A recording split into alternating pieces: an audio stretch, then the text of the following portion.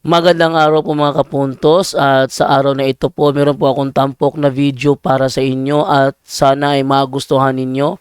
Kaya sa mga bago pa po sa aming channel, please po don't forget to hit the subscribe button at ang notification bell para maging notified kayo sa bawat video na ilalabas ko sa channel na ito. At bilang kahilingan po ng punto por punto team at naway maintindihan po ninyo, sana po wag nyo pong i-skip yung mga ads sa aming mga video.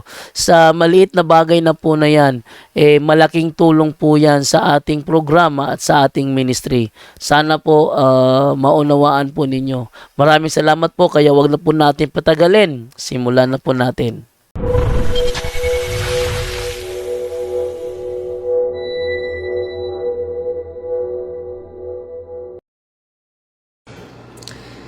Hello mga kapatid! Salamat sa Diyos. Bago lang tayo na tapos maglaro ng basketball, no? Paminsan-minsan ay magpapawis tayo. Kasama ko yung mga bata dito sa parokya. So magandang gabi mga kapatid. Ang pag-ibig at ang kapayapaan ni Kristo ay maghari sa ating puso at isipan. So ngayong Saturday po ay meron tayong bisita na siya po ay possessed for, pinaprocess natin ang tagal po, for 3 years. Grabe, no? For 3 years po. At last Friday, na-liberate po siya. At yung pumasok sa kanya ay 20 legions, no? 20 legions, ang isang legion ay 6,000 demons. 20 times 6 is 120,000 demons. Grabe. Umaabot kami ng tatlong taon, hindi 3 buwan. And then, for 3 years na sama-sama tayo sa pasyente at sa awa ng Diyos in His perfect time, no? Na-liberate na po siya, no? At nagkonsulta na ako sa mga kasamahan natin, Father Kabading, no? At patuloy lang tayo nagbasa. Malaking tulong talaga itong aklat na ito sa mga exorcists, sa mga grupo sa deliverance ministry. Ito po, Dominion po, no? Kita nyo na nasira itong aklat natin. And then series po, yung mga catechism natin, sinisiris po natin yung obsession. At this week matatapos yung focus natin sa obsession, dahil nakita ko base sa mga nauna ko mga season exercise mga kapatid, tayo ay tinitira ng ating kaaway. Una, psychologically and emotionally. Demonic obsession, negative yung pananaw natin araw-araw, parang gera, no? Parang defensive tayo, defensive mood na gusto tayo ang nasa ibabaw lagi, no? And then negative yung pananaw natin sa mundo, negative yung pananaw natin sa pamilya natin, puro lang negatibo. There's no appreciation in us. So yan po ay, kung hindi natin mabanbantayan yan, so yung siguro this week po matatapos natin yung demonic obsession po. And then after that, focus naman tayo sa demonic oppression. Matagal po, mga 2 weeks tayo nagpo-focus sa obsession. At sana po sa mga homily ko, no, sa office, yung homily ko ay may kadugtong na 20 minutes na catechism.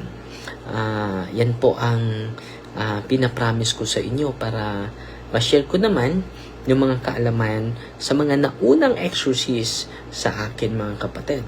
So ngayon, isi-share ko, and then this coming Saturday, no, mag-communicate pa ako sa kanya. This coming Saturday po ay i-interviewin natin siya.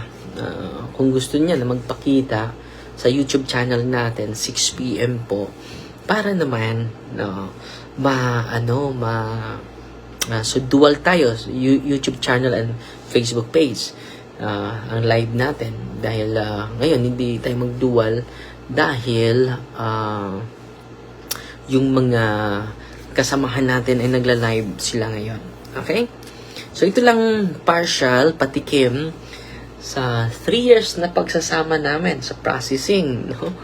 Dahil sabi ni Stephen Covey, sabi niya, ganda ng sinabi niya at sinishare ko sa inyo. May isi-share ako sa inyo mamaya about sa magandang reflection ni Stephen Covey, isang psychologist, mga kapatid. Makatulong ito sa akin, makatulong din ito sa ating lahat.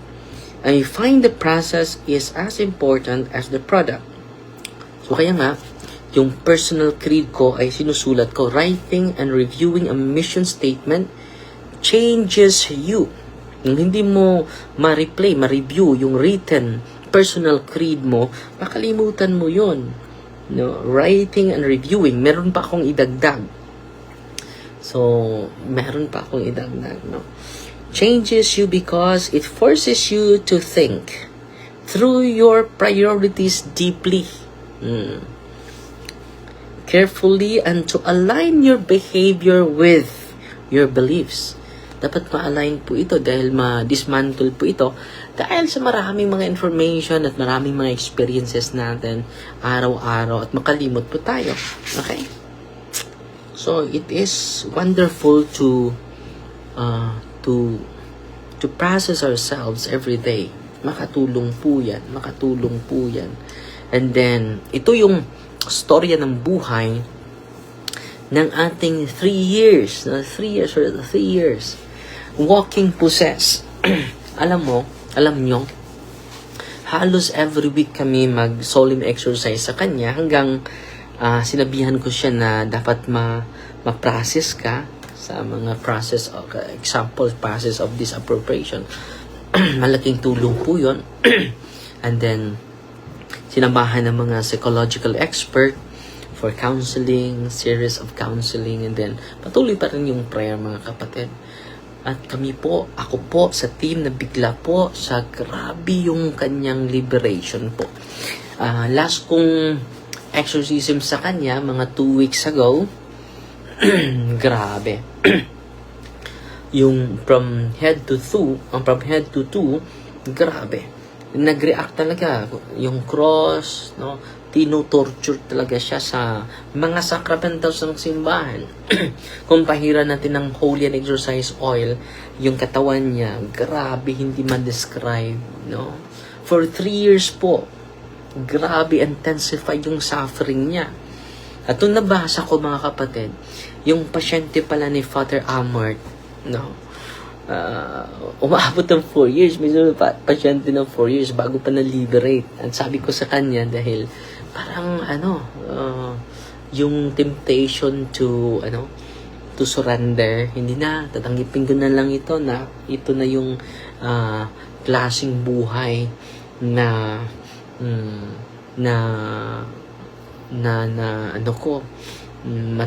tatanggapin ko na lang itong klaseng buhay na binibigay ng Panginoon. So, patuloy pa rin tayo, mga kapatid. And then, second to the last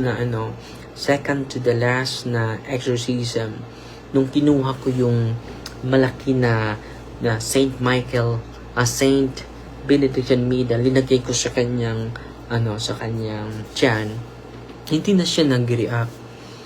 And then, patuloy pa ako nag-exercise sa kanya. Usually, patuloy pa yan nag-react. So, naghinto na lang ako. And then, patuloy na processing sa kanya. And then, sinabihan ko lang siya na in His time, there's time for everything. Nakasulat yan sa banal na kasulatan, di ba? And then, sinabihan ko siya na huwag lang mawala ng pag-asa. There's time for everything. Nabasa natin yan sa Ecclesiastes, no? Basahin mo na natin. Ito ang nakasulat, mga kapatid, no? For everything there is a season and time for every matter under heaven. Ecclesiastes chapter 3 verses 1 to 8. Ito yung nakasulat. A time to be born and a time to die, a time to plant and a time to pluck up what is planted, a time to weep, and a time to laugh, a time to mourn, and a time to dance, a time to keep silence, and a time to speak. So there's time for everything, mga kapatid. Yan po nakasulat sa Ecclesiastes. Babasahin na natin yung kumplitong talata, mga kapatid, ha. So, sa mga hindi pa na-liberate ngayon, huwag kayong mawala ng pag-asa. At siya yung mag-narrate sa this coming Saturday, no? Sa kanyang storya, mga kapatid. A time to kill and a time to heal, a time to break down and a time to build up, a time to weep and a time to laugh, a time to mourn and a time to dance, a time to cast away stones and a time to gather stones together, a time to embrace and a time to refrain from embracing, a time to seek and a time to lose, a time to keep and a time to cast away, a time to tear and a time to sow, a time to keep silence and a time to speak, a time to love and a time to hate, a time for war and a time for peace. So there's time for everything. So, yan ang ini-encourage ko sa kanya, no? In God's perfect time, nililiberate ka ng Panginoon. Sino mag-decide yun? Hindi si Father Darwin, kundi ang Panginoon. So, 20 legions po. And then, each legions, merong 6,000 demons, mga kapatid. So, grabe yung tuwan niya. And then, just imagine, sinasabihan na siya sa mga tao doon sa kanyang parokya, nandito na yung mga possess, no? Nandito na yung possess, mga kapatid, no? Then mag-react siya sa loob ng simbahan. Especially, kailan siya mag-react, mga kapatid? Ito yung storya niya. Especially, mga kapatid, kung mag-consecrate na yung pari. Especially mag-consecrate na yung pari. Doon, no? Alam nyo, manginginig na yung buong katawan niya at sumahalata sa pari. And then, sinabihan niya yung pari, ito yung struggle ko, Father. Bakit hindi pa yan lumayas, no? At sabi niya, in God's time. Dahil isa sa mga rason bakit kahit yung dedication niya, yung commitment niya, ay nandun na yun. Nandun na. Yung conversion, nandun na. Yung kanyang zeal sa yung cooperation niya, nandiyan na po. No? Pero alam niyo, mga kapatid, hindi pa rin binibigay ng Panginoon, no? Yung liberation sa kanya. Pero last Friday po, ako po ay sobrang tuwa at sobrang galak, mga kapatid, dahil 100% na po na na-liberate siya, no? At yung mga demonyong pumasok sa kanya, yung binubulgar, no? Dahil alam niyo, mga kapatid, itong pasyenteng ito ay grabe yung psychic. Alam niya yung mga kasalanan sa paligid natin. Alam niya at ma-absorb niya yung mga kasalanan ng mga tao. So, hindi ito basta-bastang pasyente, mga kapatid. So, alam niya yung kasalanan ng mga nasa paligid. So, for 3 years, nag-suffer at sinamahan natin siya, hindi natin siya iniwan, at ginabayan natin, pina-facilitate natin. At grabe yung struggle niya, trauma niya. Grabe talaga yung mga struggle niya. And then, many times na-rape pa siya sa kanyang stepfather, no? Grabe. Yung stepfather niya na mag-protect sana sa kanya ay yung gumahasa pa sa kanya, and then hindi pa pumabor sa kanya yung nanay niya, no? Hanggang sa ngayon. So, simula sa bata pa siya, she is abandoned by her mother. Until ngayon, hindi sila makasundo dahil iba talaga, parang may hinala din ako na walking possess yung kanyang nanay, no? Kaya hindi makapenetrate yung catechism natin, close-minded, no? At hindi siya magpa-deliverance. So, sinabihan ko sa kanya na wag mo yang i-curse yung nanay mo, i-bless mo yun, at ipanalangin mo lagi. And then patuloy ka na magdasal, kapatid. For conversion sa nanay mo, and then sa awa ng Diyos, mga kapatid. Walang ni isa na demonyo from 120,000 demons na nakapasok sa kanyang katawan. Walang ni isa na natili. No? Yan po ang magandang balita. Si Marvelous Hawitan, Father, possible ba po na may demonyo sa katawan ng isang taong may anxiety, depression, and panic? Possible din, no? Possible. Possible din na psychological lang. At possible po, dapat ma-process siya, no? And then, ano din yun ng mga expert, mga psychologists para yung lahat ng mga paraan ay ma-avail niya, mga kapatid. Ma-avail niya at matanggap niya, no? So, itong babaeng ito, na 48 years old, ay completely liberated na po. Galing siya sa Mindanao, taga Bohol siya, at palipat-lipat ng mga tirahan. At ang grabing mga occult practitioners sa mga lolo ng lolo niya. Yung lolo niya ay grabe magician, black magician, mga kapatid, no? Siya po ay makapagalaw ng mga bagay, no? Dahil tinuturuan siya ng lolo niya, no? Siya nang yung magnarit pa, no? Tinuro ng lolo niya yung mga occult practices niya, and then alam niya yung mga mangkukulam, ma-communicate niya sa pamagitan ng isipan nila. So meron silang sariling communication, at alam niya yung mga may lahing aswang, alam niya, no? Ma-recognize niya, no? At alam nila bawat isa sa kanila, no? So, dito ko na-discoveryhan yung mga psychic power pala. Maka-communicate sila sa mga preternatural beings. And then yung mga kasamahan nila, malalaman din nila. And then malalaman din nila na superior yung spirits ng isang mangkukulam o sa isang albularyo, malalaman niya, no? So, yun po. And then, alam nyo, marami siyang pinagaling. No? Marami siyang mga gifts. Makapagsalita siya ng ibang lingwahe. No? Pero nung pinaprocess natin, yung mga gifts nila ay tinatawag na pseudo gifts. Hindi pala authentic gifts. No? So, mag-ingat po sa mga gifts, ha? Na akala natin na galing sa Holy Spirit, hindi pala. So, akala niya yung gift of healing niya, gift of speaking of in tongue, akala niya galing sa Diyos, no? Pero nung ina-exercise natin siya, and then yung lolo niya ay 33rd Freemasonry.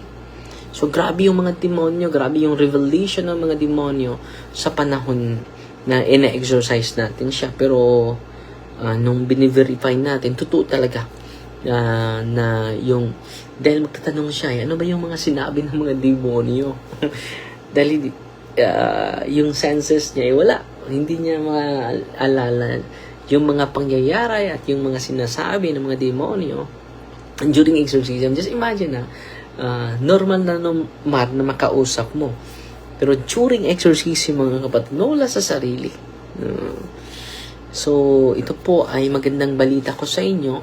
120, di ba, 1 legion. Tingnan natin. 1 legion.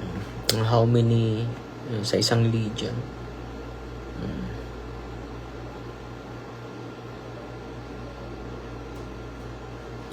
So, how many are the soldiers in 1 legion?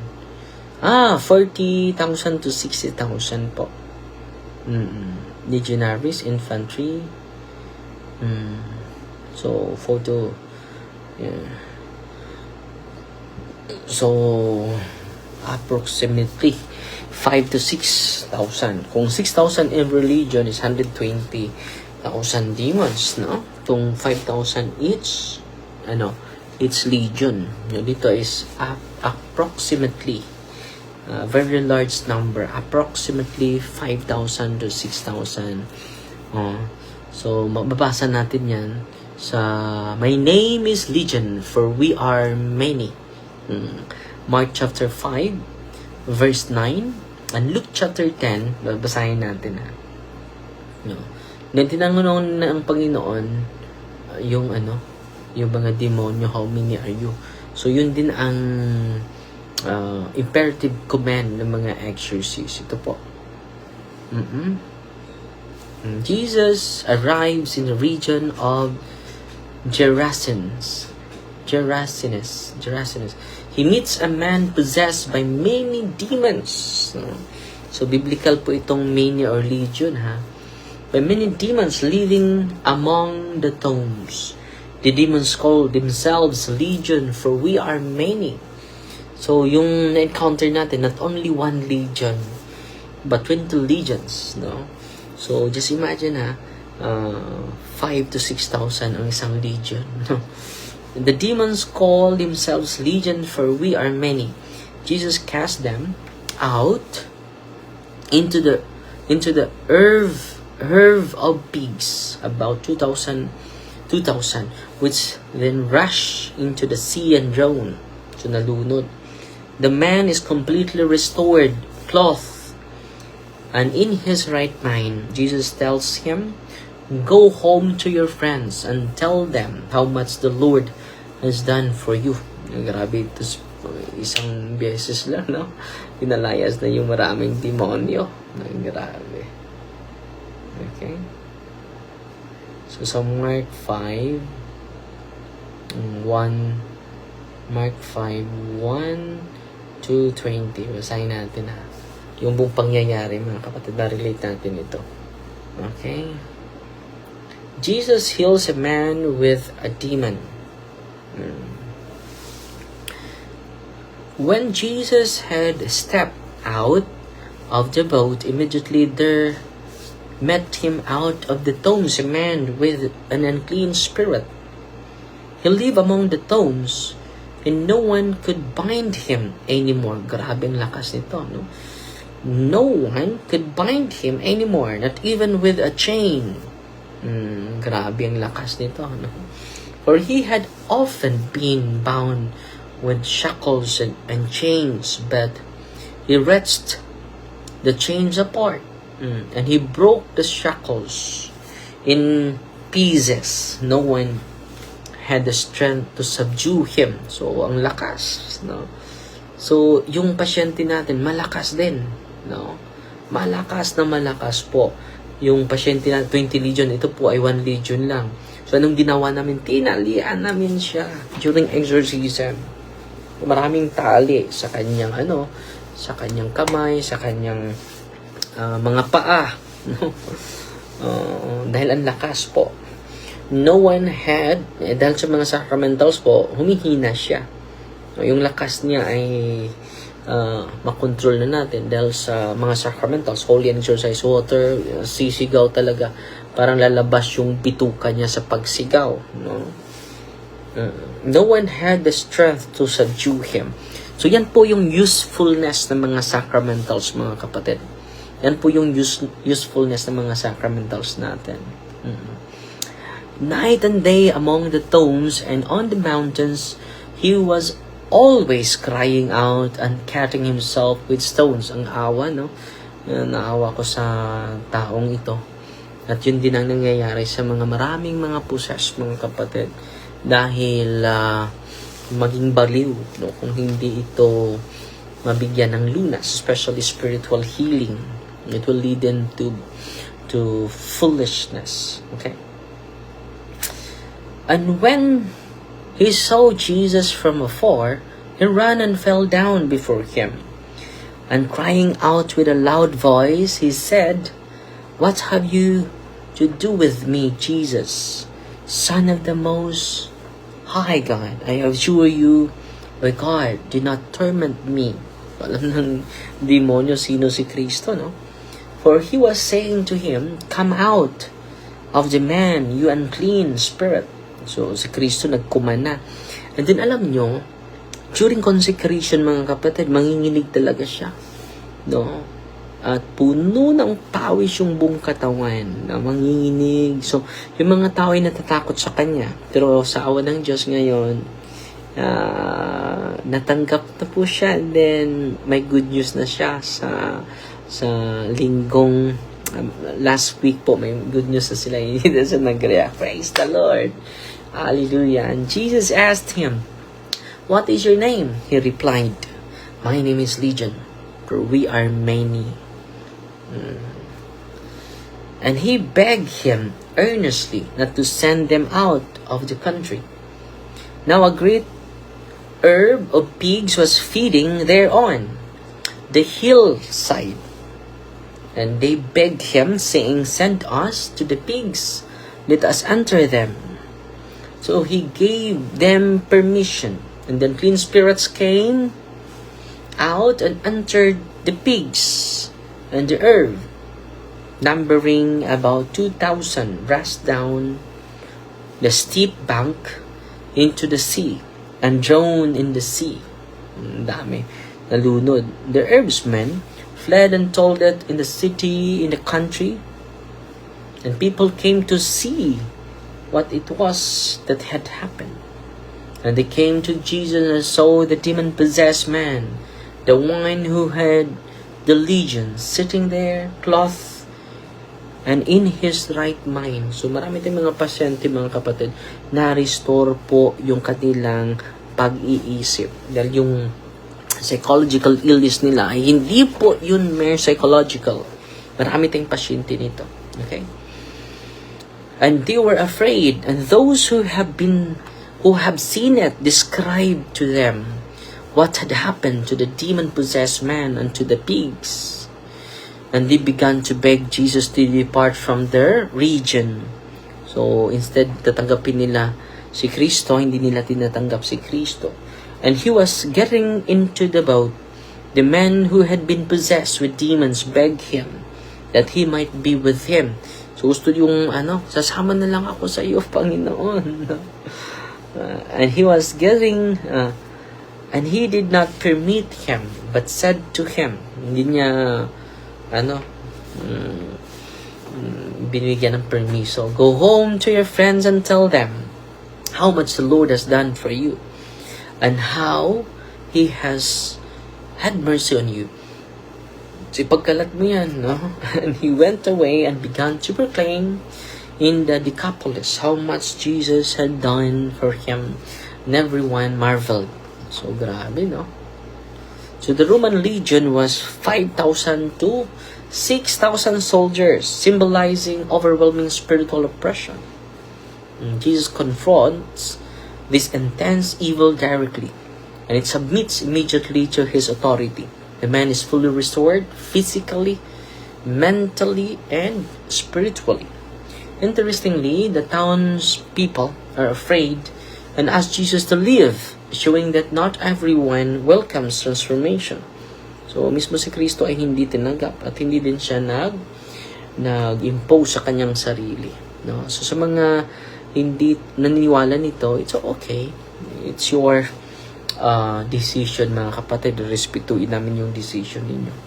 Jesus commissioned the man to share his story, making him the first missionary to the Gentiles in the region.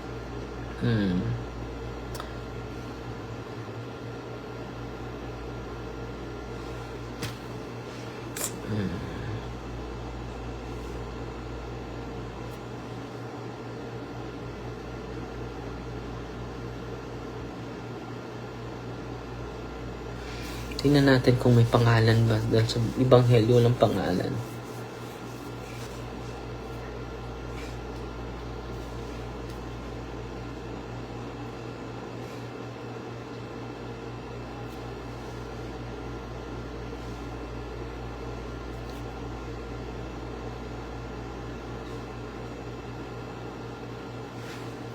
Walang pangalan po. Yung na-possess. Okay? So, yan lang po muna, ha? Quick live lang po tayo, eh. Hindi umabot ng quick live. Umabot na 20 minutes. So, salamat tayo ni Ate Marilo Magno. Ay, bumalik na si Ate Marilo. Salamat po, Ate Marilo. Padala sa atin ng 800 stars. Wow! Si Janine, GDP, Mortal Sin, di ay kung malate sa Misa, Father. So, kung hindi mo hindi mo sinasadya, hindi yun mortal sin. Example, kahit umaga ka gumising and then hindi mo sinadya na traffic ka ng grabe, pero yung maaga ka namang umalis, pero hindi mo na it is out of your control, hindi po yun mortal sin, no? So unless kung intentional. So si Marcelina Galyocanta, padala ng 150 stars, salamat po. At si Nathan Lim, bago ito, 55 stars. Mayong gabi, Padre, daghang kayong salamat sa mga pulong na imong gi-share kanamo, daghan kong nakatunan. Si Antonia Rose, napadala ng 100 stars. Salamat po. At salamat din sa inyo, ha. Junabel Mandua is watching. So, Fighty Maria Tatax FD with a humble heart. In the name of the Father, and of the Son, and of the Holy Spirit. Amen. Our Father, who art in heaven, hallowed be the name. The kingdom come, the will be done on earth as it is in heaven. Give us this day the bread, and forgive us our trespasses, as we forgive those who trespass against us. And lead us not into temptation, but deliver us from evil. Amen. Hail Mary, full of grace, the Lord is with you. Blessed are you among women, and blessed is the fruit of the womb, Jesus. Holy Mary, Mother of God, pray for us sinners, now at the hour of our death. Amen. In the name of the Father, and of the Son, and of the Holy Spirit. Amen. Fighty Maria, Tatax FD with a humble heart. God bless.